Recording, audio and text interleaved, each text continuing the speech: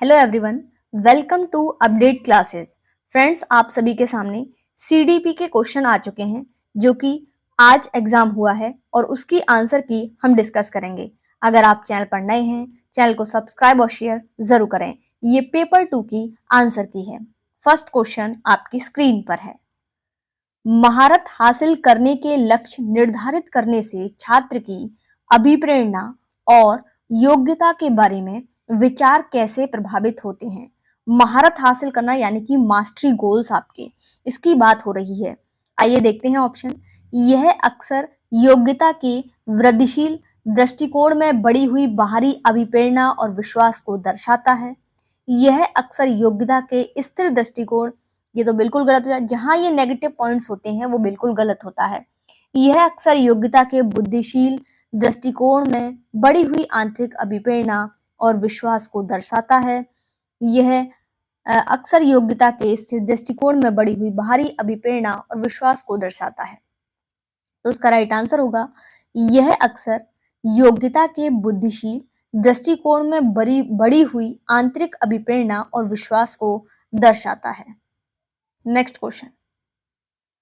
Inclusive classroom यानी कि समावेशी शिक्षा क्या होती है? समावेशी शिक्षा सभी को पता है, बच्चों के बीच हर तरह की विभिन्नता को दूर करने का लक्ष्य रखती है। क्या ये ऑप्शन सही है? को पहचानना चाहिए कि हर बच्चा एक ही दर से और एक ही समय में सीखेगा, ये बिल्कुल गलत है।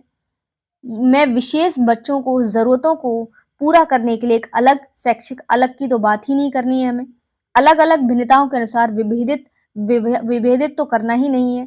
समावेशी का मतलब है सभी को साथ लेकर, तो इसका राइट आंसर होगा फर्स्ट। Next question. प्याजे और वाइगोस्की के सिद्धांतों के एक प्रमुख समानता क्या है, यह बतानी है।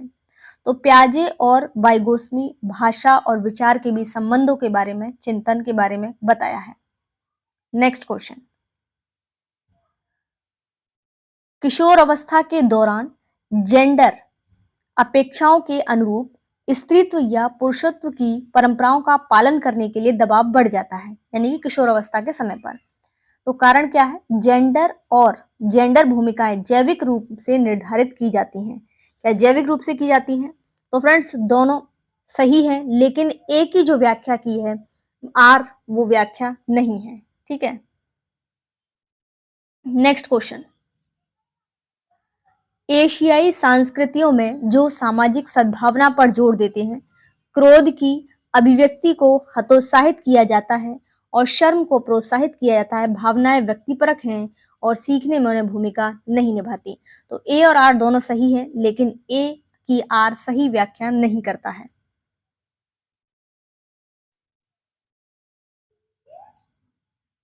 Next question. लॉरेंस कोहलबर्ग ने बच्चों के नैतिक विकास का अध्ययन करने के लिए किस विधि का प्रयोग किया? लॉरेंस कोहलबर्ग ने किसका किया था? तो बच्चों के सामने नैतिक दुविधाएं रखना और अनुक्रियाओं को समालोचना करना। Next question. लेव वाइगोस्की के अनुसार भाषा और विचार बीच में क्या संबंध है? इनका जो संबंध था, भाषा और विचार विकास की जटिल विनिमय प्रक्रियाएं हैं। Next question. भावनाओं, व्यक्तित्व और सामाजिक संबंधों में परिवर्तन और स्थिरता किस विकास में शामिल है? तो भावनात्मक विकास में शामिल है। Next question. शिक्षकों को बच्चों को क्वेश्चन ध्यान से पढ़िएगा। क्वेश्चन बोला गया है, शिक्षकों को बच्चों को प्रयोग के लिए बहुत सारे अवसर देने चाहिए, बिल्कुल, और उदाहरणों और गैर उदाहरणों पर चर्चा करनी चाहिए। ये तो अभिकथन है। असर आपका कारण क्या है? बच्चों के गलत धारणाओं से निपटने का एक रचनात्मक तरीका विपरीत उदाहरण प्रदान करना है। तो फ्रेंड्स ए तो बिल्कुल सही है, यानी कि देखिए इसमें ए सही है आपका, और विपरीत उदाहरण प्रदान करना ऐसा ये गलत है, यानी कि आर गलत है। ठीक है। तो ए आर दोनों सही है, ए आर दोनों सही है, लेकिन ए की व्याख्या सही नहीं करता। ए सही है लेकिन आर गलत है। ठीक है। फोर्थ इसका राइट आंसर होगा। Next question. पठन वैकल्य से जूझ रहे छात्रों को पढ़ना सिखाया जा सकता है। तो कैसे सिखाया जा सकता है?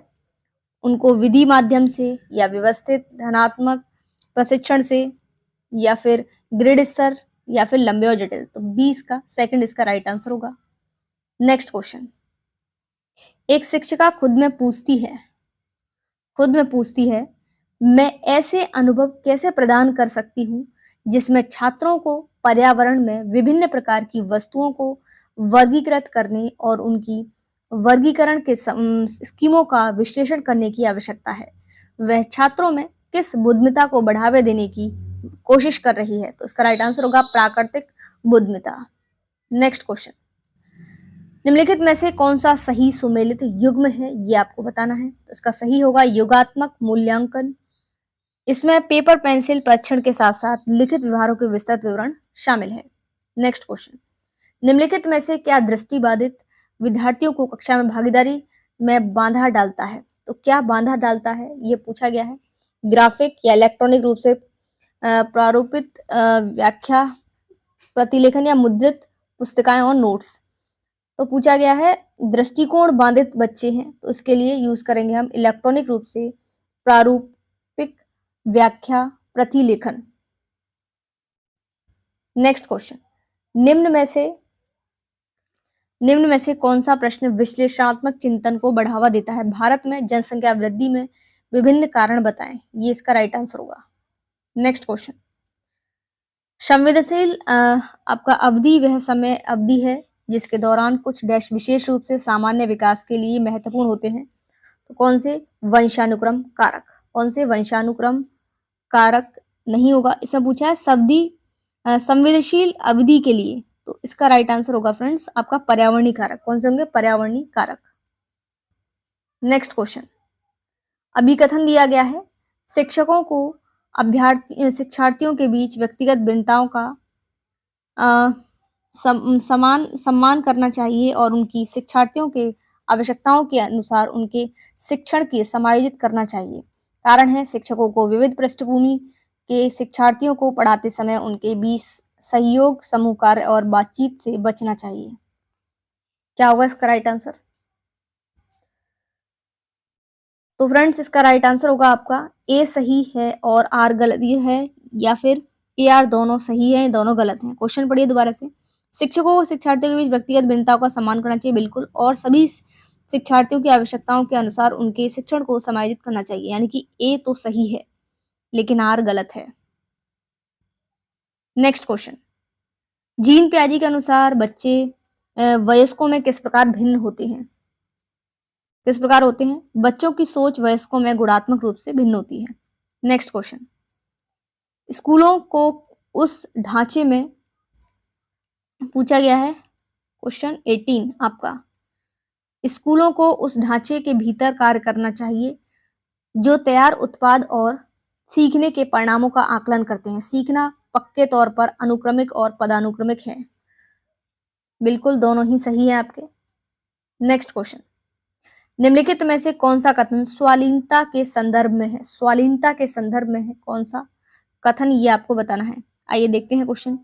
निम्नलिखित में से कौन सा कथन स्वालीनता यानी कि ऑटिज्म, स्वालीनता का इलाज किया जा सकता है, उम्र के साथ इसे सुधार जा सकता है। स्वालीनता वाले सभी लोगों को कम से कम एक विशेष कौशल होता है। स्वालीनता का तांत्रिक विकासात्मक विकार है। स्वालीनता का वातावरणीय कारकों का कारण होता है। तो इसमें इसका स्वालीनता का इलाज किया जा सकता है, उम्र के साथ इसमें सुधार। डी इसका राइट आंसर होगा। नेक्स्ट क्वेश्चन, रचनावादी शिक्षण शिक्षार्थी डैश अधिगम की ओर ले जाता है, तो खोज आधारित पर ले जाता है। नेक्स्ट क्वेश्चन, जीन प्याजे के संज्ञानात्मक विकास का सिद्धांत यह बताता है, क्या बताता है, अवधारणाओं को जटिल और सरल क्रम में सिखाया जाना चाहिए। नेक्स्ट क्वेश्चन, प्रगतिशील शिक्षा के बच्चों को किस तरह देखा जा सकता है। तो किस तरह देखा जा सकता है यह पूछा गया है। ज्ञानवर्धक और अर्थ की रचना करने वाले के रूप में देखा जा सकता है।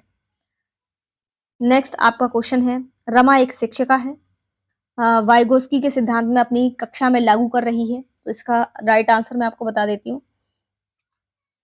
इसका राइट आंसर होगा छात्र के साथ समस्या पर काम करें और समूह के अन्य सदस्यों को शामिल करते हुए आवश्यकता अनुसार मार्गदर्शन और प्रतिपुष्टि प्रदान करें। नेक्स्ट क्वेश्चन, किस अधिगम की रणनीति में बच्चों द्वारा दूसरों को सिखाना शामिल है, उन्होंने सीखा है। ये होगा आपका पारस्परिक शिक्षण। नेक्स्ट क्वेश्चन, छात्रों के विविध समूहों को पूरा करने के लिए निम्नलिखित में से कौन सा सांस्कृतिक रूप से उत्तरदायी होता है? तो डी इसका राइट आंसर होगा, first, second, third. Next question, विद्यार्थियों के समालोचनात्मक चिंतन को विकसित करने के लिए एक शिक्षक को ऐसे सवाल देने चाहिए जिसे निष्कर्ष और व्याख्या शामिल हो। बचना चाहिए, बचना तो बिल्कुल नहीं, केवल गलत हो गया, संदेह, और इसका राइट आंसर होगा फोर्थ। नेक्स्ट क्वेश्चन, आप एक शिक्षक हैं जो छात्रों की परासंज्ञात्मक कौशल विकसित करने में मदद करना चाहते हैं। निम्नलिखित में से कौन सी रणनीति इस प्रकार के चिंतन को बढ़ावा देने के लिए इसका थर्ड, इसका राइट आंसर होगा। नेक्स्ट क्वेश्चन, छात्रों के लिए कक्षा में प्रतिक्रिया सबसे अधिक प्रभावी होती है, कब होती है प्रभावी? क्वेश्चन पूछा गया है, यह वर्ष के अंत में परीक्षण और परीक्षा का केंद्रित होती है, गलत। यह छात्रों को तुलनात्मक श्रेणी प्रदान करती है, सीखने की गतिविधि के दौरान पश्चात भी होती है। यह इस बात का ध्यान केंद्रित करती है कि बच्चा क्या कर सकता है, बजाय इसके कि क्या क्वेश्चन पूछा गया है, क्या नहीं कर सकता, बजाय इसके कि क्या कर सकता है। ये छात्रों के तुलनात्मक तो गलत होगा, वर्ष के अंत में गति दौरान पश्चात होती है। It occur during a well as after the learning activity, fourth इसका राइट आंसर होगा।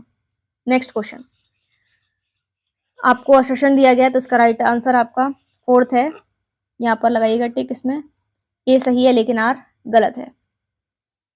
नेक्स्ट क्वेश्चन, सुनीता एक 12 वर्षीय लड़की है, विशेष संगीत क्षमता है, उनके माता पिता दोनों ही निपुण गायक हैं और सुनीता को अपनी आवाज को और बेहतर करने के लिए प्रशिक्षण कक्षा में भेज रहे हैं। सुनीता की यह क्षमता संभावित रूप से किन कारकों को अंतःक्रिया का परिणाम है? तो ये होगा आनुवंशिकता और पर्यावरण। सभी फ्रेंड्स वीडियो को लाइक शेयर जरूर करें और उम्मीद करती हूँ सारे क्वेश्चंस आपने देख लिए होंगे। Thanks for watching.